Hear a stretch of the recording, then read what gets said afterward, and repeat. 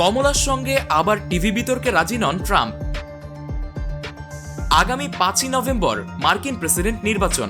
কিছু সমীক্ষা বলছে টিভি বিতর্কে হ্যারিস জিতেছেন, কিন্তু ট্রাম্পের দাবি তিনিই জয়ী, তাই আর কোনো বিতর্ক নয়। 2 দিন আগেই হ্যারিস ও ট্রাম্প এবিসি টিভি চ্যানেলের বিতর্কে যোগ দিয়েছিলেন। সেই বিতর্ক সরাসরি দেখেছেন 6,70,00,000 মানুষ। তারপর দুজনেই তাদের প্রচারে ফিরে গেছেন। বিশেষ করে যেসব রাজ্যে প্রবল লড়াই হতে পারে সেখানে দুজনই প্রচারে জোর দিয়েছেন। সাবেক প্রেসিডেন্ট ও রিপাবলিকান পার্টির প্রার্থী ট্রাম্প দাবি করেছেন হ্যারিসের সঙ্গে টিভি বিতর্কে তিনিই জিতেছেন। সামাজিক মাধ্যমে পোস্ট করে তিনি বলেছেন তৃতীয় কোনো বিতর্ক হবে না।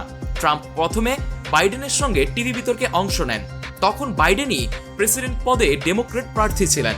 সেই বিতর্কে বাইডেনের পারফরমেন্স শোচনীয় ছিল বলে বিশেষজ্ঞরা মনে করেন এবং যার জেরে তিনি লড়াই থেকে সরে দাঁড়ান।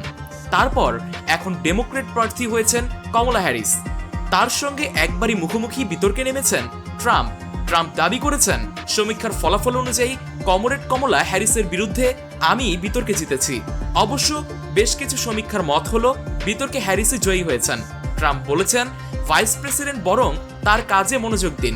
বিতর্কের পরই ডেমোক্রেটরা ট্রাম্পকে আরেকটি বিতর্কের জন্য চ্যালেঞ্জ জানান।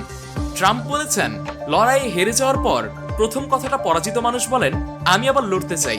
সেখানে একটি জনসভায় ট্রাম্প বলেছেন যদি নভেম্বর মাসের নির্বাচনে তিনি জিততে পারেন তাহলে কর ছাড়াই করবেন, সেক্ষেত্রে ওভারটাইমের উপর কর তুলে নেওয়া হবে। নর্থ ক্যারোলিনায় এক জনসভায় হ্যারিস বলেছেন 2 রাত আগে আমি ও ট্রাম্প প্রথম বিতর্কে অংশ নিয়েছিলাম।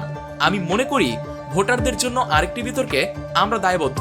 নর্থ ক্যারোলিনা হচ্ছে সুইং স্টেট, যেখানে 2 প্রার্থী জয়ের আশা করছেন।